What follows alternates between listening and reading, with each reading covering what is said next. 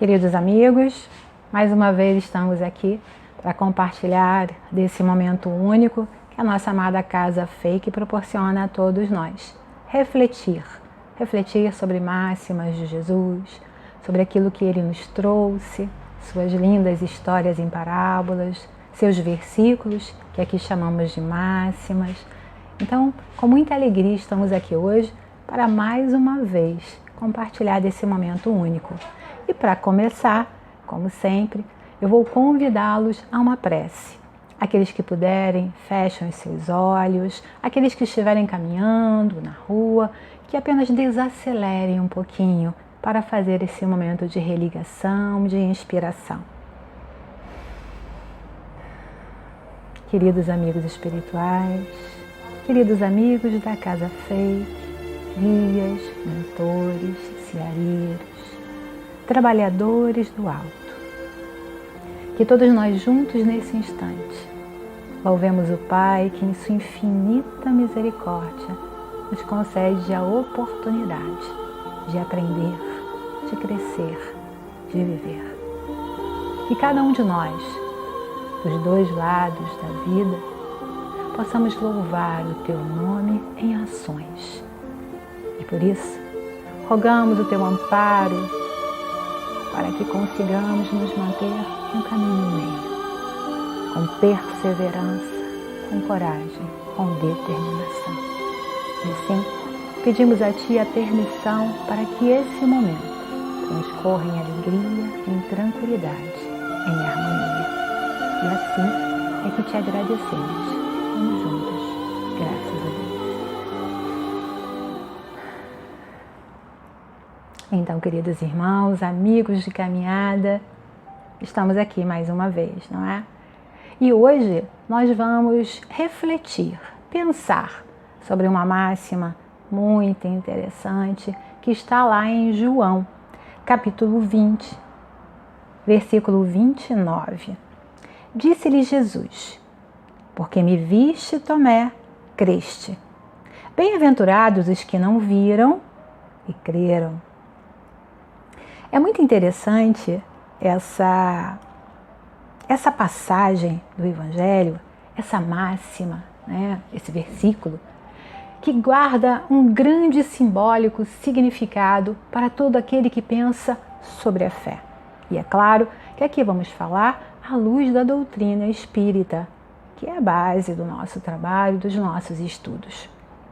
Falar sobre a fé não é algo fácil, ou simples, eu diria. É bem desafiador, muito desafiador. E para encaminhar as reflexões de hoje, tendo como base esse versículo, começaremos por contextualizar essa passagem. De onde ele veio? De onde saiu essa passagem? Bom, esse versículo está lá no capítulo 20 do Evangelho de João e que trata sobre o momento do sepultamento de Jesus e a sua aparição pós-crucificação. Os outros evangelistas também falam sobre o sepultamento, mas é João que nos traz a intrigante reflexão sobre ver e crer. Como os judeus do primeiro século eram sepultados, é o primeiro ponto para que a gente comece a entender como tudo isso aconteceu, como surgiu. Bom, o sepultamento naquele tempo ocorria logo após a morte da pessoa. Geralmente acontecia no mesmo dia. E por que isso? Bom, dois motivos a gente já tem para isso. O primeiro é porque os corpos se decompõem com muita facilidade no clima quente do Oriente Médio, não é? E o segundo, que eu acho que é assim, o mais significativo para nós, é que, de acordo com o modo de pensar daquela época, deixar um corpo sem enterrar por dias mostraria falta de respeito pelo falecido e por sua família, é claro. Os relatos bíblicos mostram que os judeus eles eram muito cuidadosos ao preparar o corpo, para o enterro, para o sepultamento.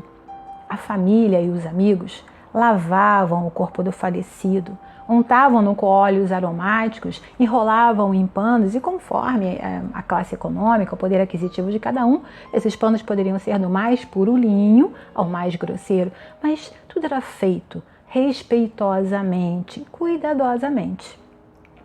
E aí vem a pergunta: O sepultamento de Jesus foi um típico enterro judeu? Acredito que não. E por que eu digo isso? Recorremos aos evangelhos para isso, né? Bom, Jesus ele morreu no que seria a véspera de sábado, o Shabá.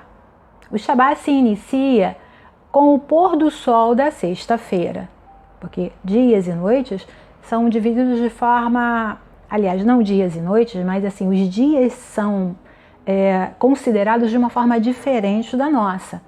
Um dia, né, ele começa às 18 horas, sempre com o pôr do sol. Eles ficam entre o pôr do sol e o nascer do sol. É assim que eles contam a passagem dos dias, né? Então, assim, Jesus morreu na véspera do Shabá.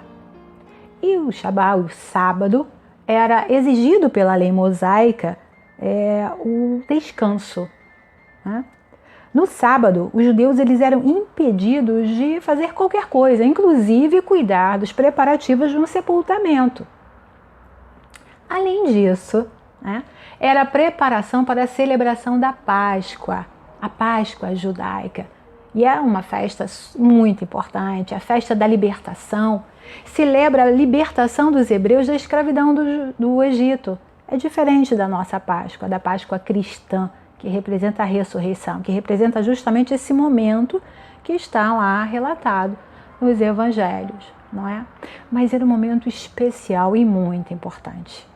E por conta do horário, José de Arimateia, um respeitável membro do Sinédrio, precisou acelerar esse processo do sepultamento. Ele era uma pessoa de grande influência, então ele pôde chegar até Pilatos para pedir o corpo de Jesus para que fosse sepultado. E isso ocorreu poucas horas antes do pôr do sol, então antes de iniciar o momento em que não poderiam mais trabalhar, não poderiam fazer mais nada, porque era véspera de sábado. Por conta disso, algumas mulheres foram ao túmulo de Jesus depois do sábado, porque não deu tempo de preparar o corpo. Imaginem vocês, José de Arimateia, né? Ele foi lá, pediu a Pôncio Pilatos que desse o corpo de Jesus. O momento até que, conforme dizem os evangelistas, Pôncio Pilatos ficou surpreso, mas já morreu? E depois de confirmado isso, falou, tá bom, leva. E ele só teve tempo de comprar um tecido, de tirar Jesus da cruz, enrolar no tecido e colocar lá no local do sepultamento, fechando com uma pedra. Então, só depois, só no domingo, algumas mulheres, Maria de Magdala e algumas outras mulheres, foram lá no túmulo para terminar esses preparativos, para limpar o corpo de Jesus. E a gente imagina que o corpo estivesse precisando dessa limpeza, não é? Estava bem, sofreu muitos maltratos e precisava disso. Bom, as mulheres, domingo cedinho, foram até lá. E chegando lá, viram que a pedra, né, que fechava a gruta do sepultamento, o sepulcro, estava deslocada. E se surpreenderam com aquilo. E nesse momento é que cabe uma interessante reflexão. Eu acho que esse é um momento bem especial desse movimento que a gente está percebendo aqui, não é? Por quê? Porque coube à mulher anunciar esse evento tão importante. Elas foram até lá para cumprir os rituais do sepultamento e acaba que não por acaso, porque nós não acreditamos no acaso, né, mas sim no propósito, as mulheres é que foram as pessoas a noticiar, as primeiras a noticiar o quê? A ressurreição. E por que mulheres? E por que é tão importante a gente pensar que coube às mulheres esse papel? A mulher naquele tempo, nós avançamos um pouquinho nessa caminhada por autonomia, não totalmente, mas imaginem lá no tempo de Jesus como que era o papel da mulher, como a mulher era vista. Não tinha direitos políticos, dependia do pai, do marido, dos irmãos. Elas eram conhecidas como filhas de, irmãs de, esposas de, não é?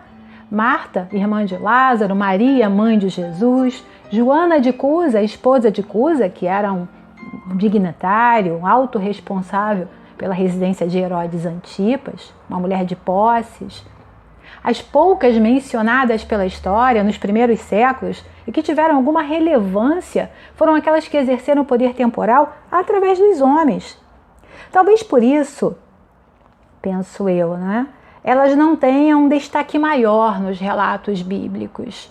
Mesmo uma Joana de Cusa, que patrocinava financeiramente o grupo de Jesus, ou Maria, mãe de Jesus, que certamente teria muitas coisas interessantes a relatar. São figuras quase anônimas nos evangelhos. E imagino quanta relevância tiveram na passagem de Jesus entre nós. Quão importantes foram no desenrolar daquelas histórias. Muitas mulheres seguiam o Mestre. Muitas professavam a fé no Mestre. Entendiam a necessidade de estar aqui. Muitas se dedicavam àquela obra. Basta lembrar de Lívia, esposa de Públio Lentulus, uma das encarnações de Emmanuel, ou Maria de Magdala, personagem tão importante, conforme descrita lá no livro Boa Nova, de Humberto de Campos, psicografia de Chico Xavier, não é?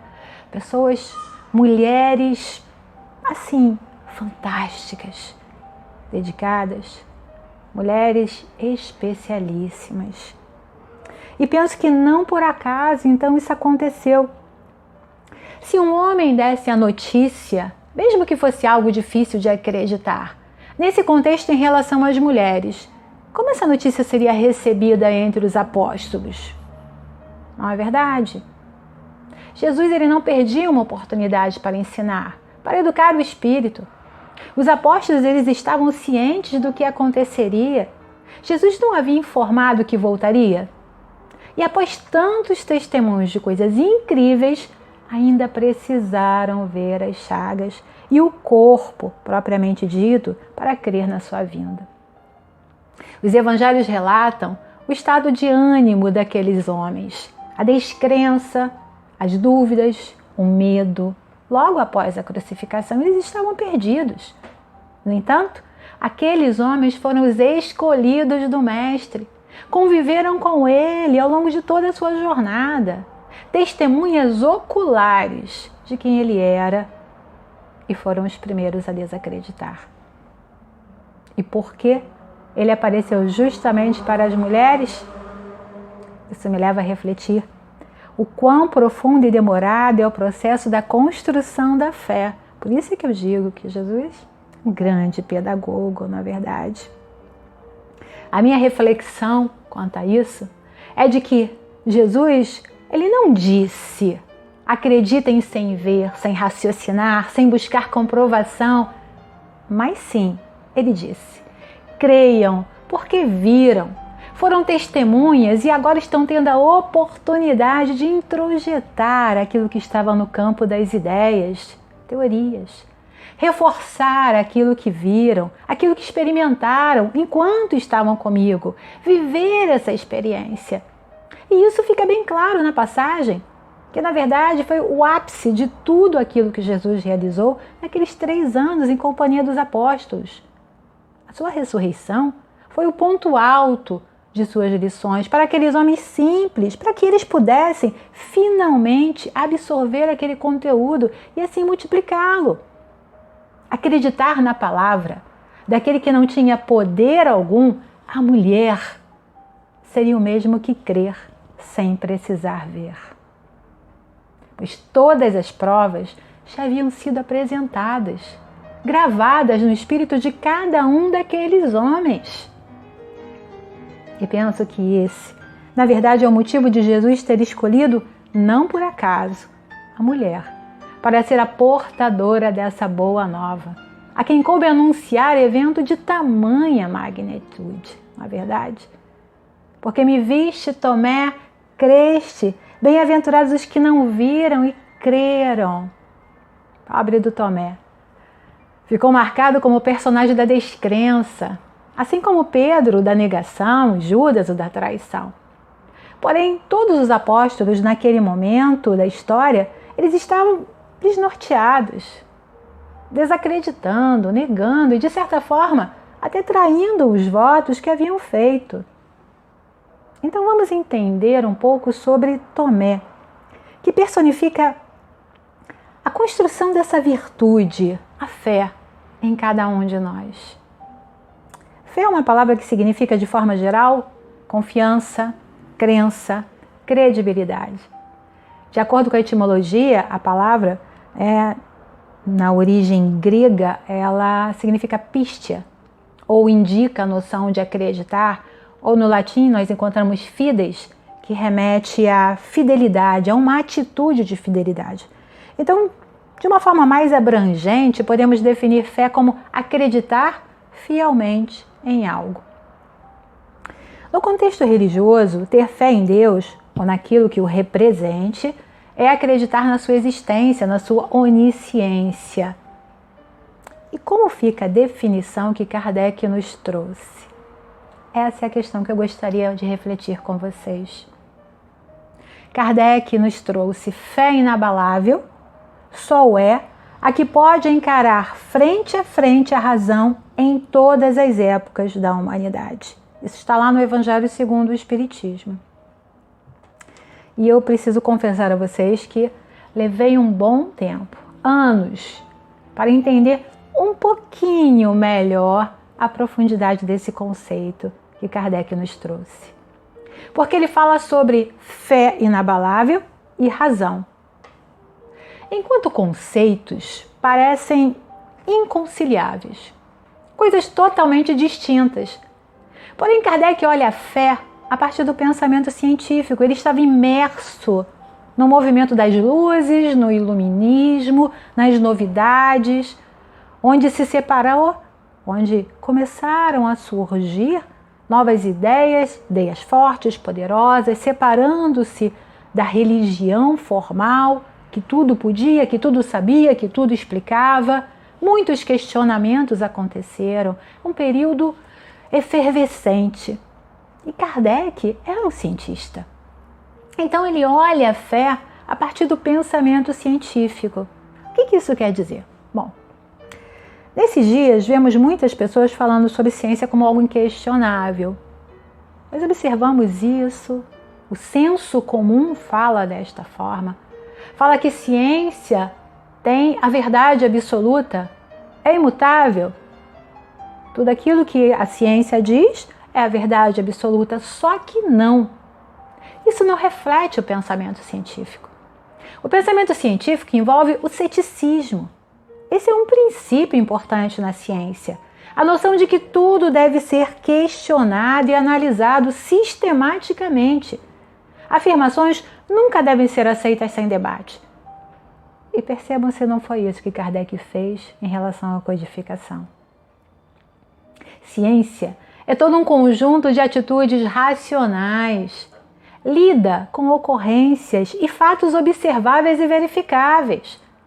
Não possui verdades absolutas. Aliás, o poder de duvidar é a única coisa absoluta na ciência.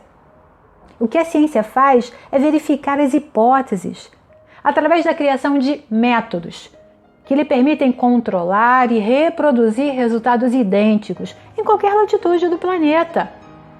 Naquele momento, naquelas condições, aquilo irá acontecer. Ou seja, encarar frente a frente a razão em todas as épocas da humanidade.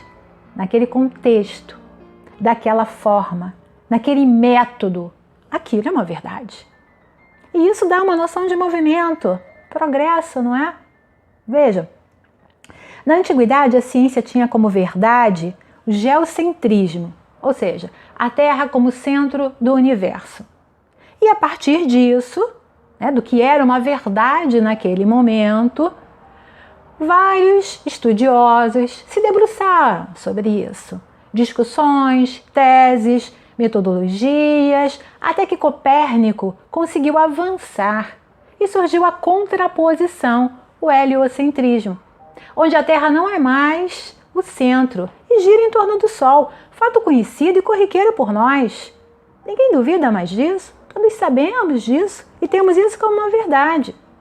No entanto, isso não invalida o pensamento da antiguidade, pois a partir dele, questionando aquele pensamento, é que novas ideias puderam surgir, porque novos elementos foram possíveis para que a teoria avançasse, para que se pensasse de uma forma diferente, para que se chegasse a novas conclusões. Aquilo era uma verdade naquele contexto, naquele momento, com outras variáveis, outros pensamentos, outros métodos, pôde-se avançar e entender melhor. É nesse ponto que dizemos que a ciência não detém o saber imutável, ao contrário. Novas variáveis surgem e novas descobertas acontecem. E Kardec, como cientista, ele já afirmava que sobre o espiritismo ele havia falado as primeiras palavras, porém muitas outras surgiriam. E ao aplicar o método científico para testar, analisar e validar fenômenos mediúnicos, foi que lidou com o subjetivo que envolve a fé.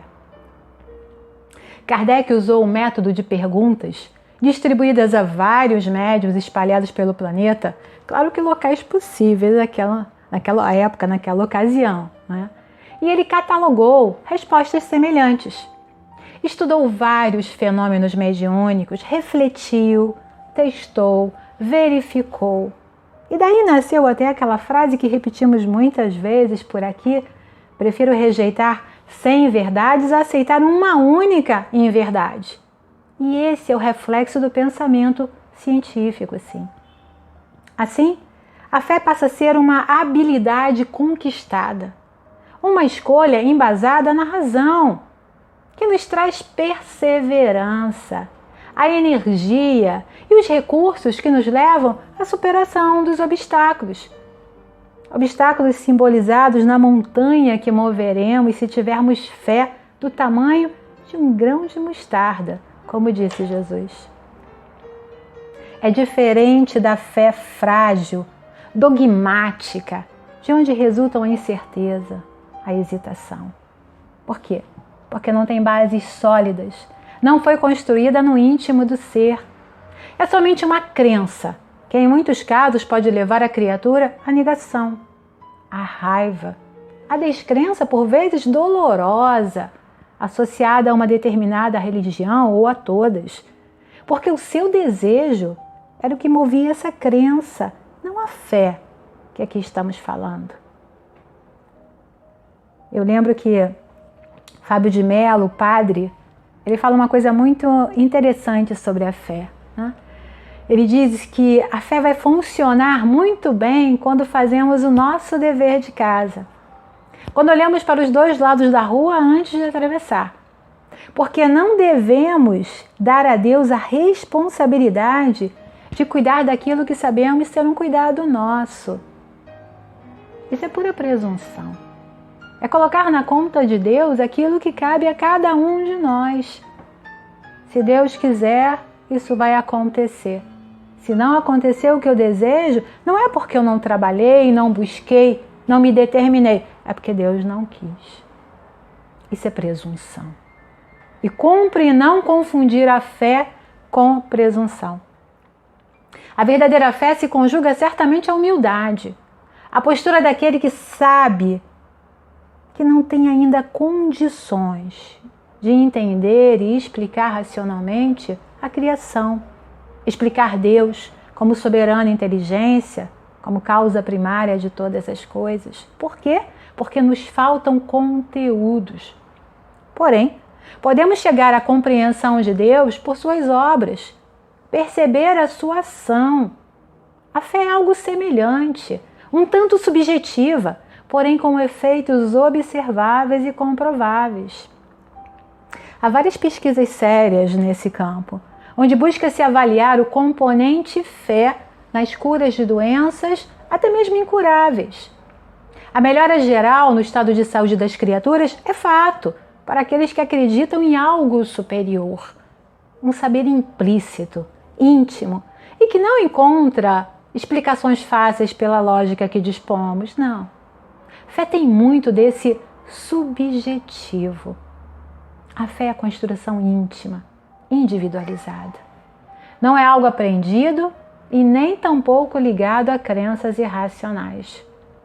mas certamente uma virtude a ser conquistada. Eu lembro da canção do grupo Rapa: para quem tem fé, a vida nunca tem fim. A vida é linda, é dura, é sofrida, carente em qualquer continente, mas boa de se viver em qualquer lugar. Porque para quem tem fé, a vida nunca tem fim. E isso por quê? Porque Jesus, modelo e guia para todas as virtudes, exemplificou essa fé de forma tão poderosa e assertiva. Ele despertou naqueles homens e mulheres simples e rudes que o seguiam uma nova proposta ética, um novo jeito de viver, um divisor de águas. Suas vidas e seus exemplos são para nós preciosas lições e renovam em nossos espíritos certezas, sobretudo de que a vida vale ser vivida e que nunca tem fim. Assim como eles, estamos na estrada das conquistas, que Divaldo Franco, nosso grande divulgador da doutrina espírita, em uma de suas lindas palestras, chamou de estrada da conversão, do testemunho, da solidariedade e da ascensão. A conversão, que significa o momento em que entendemos e aceitamos que fazemos parte de algo maior, que não temos todas as respostas.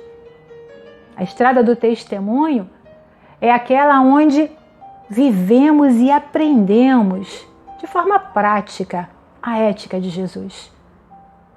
Somada, é claro, a outros tantos mestres que a misericórdia de Deus concedeu à humanidade em vários momentos da nossa história. Mas é viver essa proposta, essa é a estrada do testemunho. Essa estrada que foi tão bem representada por Paulo de Tarso, que a partir da sua conversão transformou sua existência no mais notável testemunho de dedicação, de entrega à ética de Jesus. Depois, seguiremos para a estrada chamada solidariedade, que é viver para além de um conceito, não é? Está para além do conceito de solidariedade. Está para viver essa solidariedade em si. Eu entendo a passagem de Jesus entre nós como a personificação da solidariedade. A sua história, o seu caminhar, a sua vida. Solidariedade é aquilo. E por último, chegaremos à estrada da ascensão. Ascensão, nós poderíamos dizer que está à semelhança do que Kardec chamou de espíritos puros. É a estrada que caminhamos após um longo período de aprendizado, de testemunho, de solidariedade. Divaldo Franco, ele perguntou: em qual estrada nos encontramos? Isso é algo a pensar, não é verdade? Em qual estrada estamos hoje? Na conversão? No testemunho? Solidariedade, eu tenho certeza que ainda não cheguei, quanto mais a estrada da ascensão. Mas estamos caminhando, e isso é o mais importante. Sobre a fé, temos a seguinte consideração, e está lá no capítulo 19 do Evangelho segundo o Espiritismo, a instrução dos Espíritos. Eu vou ler para vocês. Eu tirei alguns pedaços, são alguns trechos que eu achei muito importantes para a nossa reflexão de hoje. Para ser proveitosa, a fé tem de ser ativa. Não deve ficar adormecida. A esperança e a caridade são resultantes da fé e formam com esta uma trindade inseparável. A fé, inspiração divina, desperta todos os nobres sentimentos que conduzem o homem para o bem. É a base da sua renovação. Porém, eles dizem, e aqui vem a questão que eu acredito ser uma das mais importantes para a nossa reflexão.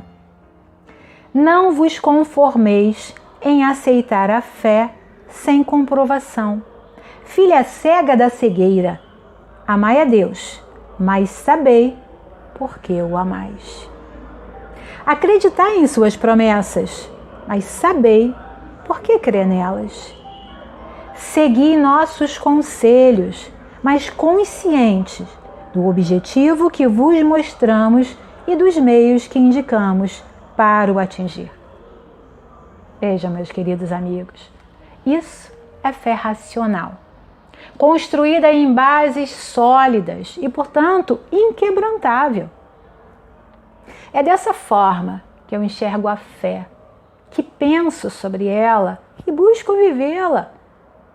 Dar conta daquilo que é meu, do que é próprio, do que me cabe. E colocar na conta de Deus a inspiração, a esperança para a renovação, a condução, a partir das portas que se abrem cada vez que eu busco o caminho do acerto. É acreditar, sem necessariamente ver com os 5 sentidos, mas usar a razão para guiar o que me é próprio e incluir o subjetivo, o que não é palpável, a partir dos seus efeitos em minha vida. E imagino que esse foi o grande desafio de Tomé. O mesmo que cada um de nós ainda precisa viver a construção dessa virtude. Ter fé é acreditar naquilo que você não vê. A recompensa por essa fé é ver aquilo em que você acredita. Quem nos disse isso foi Santo Agostinho. E com isso eu vou encerrando a nossa reflexão de hoje, agradecendo essa oportunidade de compartilhar um pouquinho das reflexões que foram feitas com base nessa máxima tão significativa para nós. Falar sobre a fé, falar sobre acreditar, mas sobretudo, falar sobre a razão como norte para as nossas existências. Eu os convido então para fazermos a nossa prece de agradecimento por esse momento. Queridos amigos, querida falange do bem que nos acompanha, amigos que nos assistem, que refletem junto conosco sobre o convite que Jesus apresentou. E nesse momento, gratos estamos por caminhar um passo a mais na construção desse saber. Tomar posse do que é nosso e construir algo melhor, algo de bom e de belo, como a promessa de Jesus. Queremos rogar pelos irmãos em sofrimento instante. Nesse instante especial, rogar por aqueles que em sua ignorância negam a maior bênção da nossa existência. Negam o Pai Criador. Porque em algum momento, possivelmente, feridos foram em sua crença, em seu saber equivocado. Mas o Pai, que a todos acolhe, ampara estes irmãos de caminhada, para que sigam no caminho reto, com paz, com equilíbrio, com amor, e um dia que venham a encontrar em si mesmo a semente do amor que brilha, que aquece e que nos renova. Encontrar a Ti que é Pai e que tudo pode em nossas existências. Abençoa esse nosso planetinho celeste. Abençoa com equilíbrio, abençoa com paz, abençoa na harmonia. E assim, encerramos mais um momento de reflexão das palavras do Evangelho, onde damos juntos graças a Deus. Queridos amigos, agradecemos a acolhida, agradecemos a oportunidade, agradecemos que nos acompanham nesse canal, que possam então aproveitar essa oportunidade de reflexão, de ajuste e de amor. Eu só tenho a agradecer a cada um de vocês. E para que a nossa casa continue com esse trabalho, continue nessa proposta e possamos cada vez ampliar um pouco mais, que possam então divulgar a nossa palavra, divulgar o nosso canal e nos apoiar, contribuindo com as obras da nossa casa, na medida da possibilidade de cada um. Que Jesus seja no coração de todos vocês. Muito obrigada.